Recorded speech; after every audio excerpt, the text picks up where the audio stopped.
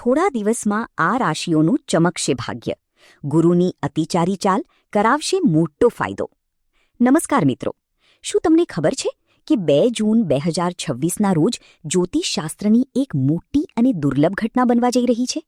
દેવગુરુ બૃહસ્પતિ પોતાની અતિચારી એટલે કે સૌથી ઝડપી ચાલ ચાલીને કર્ક રાશિમાં પ્રવેશ કરશે અને બનાવશે અત્યંત શક્તિશાળી હંસ પંચ મહાપુરુષ રાજયોગ.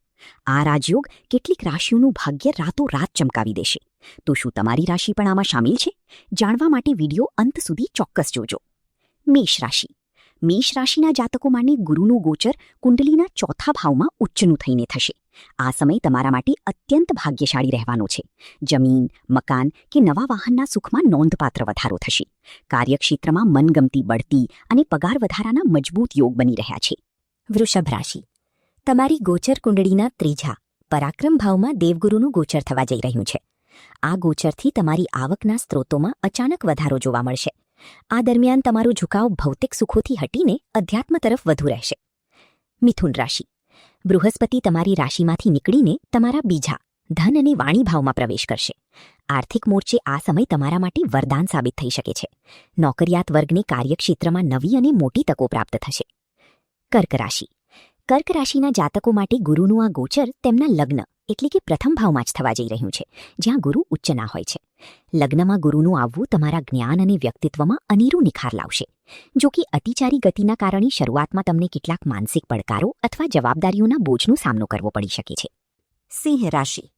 સિંહ રાશિના જાતકોની ગોચર કુંડળીના 12મા ભાવમાં બૃહસ્પતિનું ભ્રમણ થશે. ઘરમાં સુખ શાંતિ જળવાઈ રહેશે, પરંતુ ધાર્મિક કાર્યો અને ભૌતિક સુખ સુવિધાઓ પાછળ ખર્ચ નોંધપાત્ર રીતે વધી શકે છે. તેથી બજેટનું ધ્યાન રાખવું અત્યંત જરૂરી રહેશે.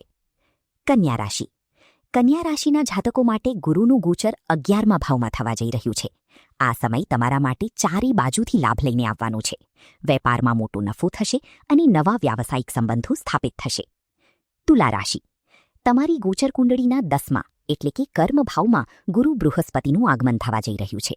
કાર્યક્ષેત્રમાં લાંબા સમયથી ચાલી આવતી મુશ્કેલીઓ અને રાજકારણનો અંત આવશે. તમારી આર્થિક સ્થિતિ પહેલા કરતાં ઘણી વધારે મજબૂત બનશે. વૃશ્ચિક રાશિ. વૃશ્ચિક રાશિના જાતકોની ગોચર કુંડલીના 9મા એટલે કે ભાગ્ય ભાવમાં ગુરુનું આ ગોચર થશે. ભાગ્ય ભાવમાં ઉચ્ચના ગુરુનું હોવું તમારા બંધ પડેલા ભાગ્યના તાળા ખોલી નાખશે. તમને યોગ્ય સમયે સાચા માર્ગદર્શક અને સહયોગી મળી રહેશે. ધન રાશિ.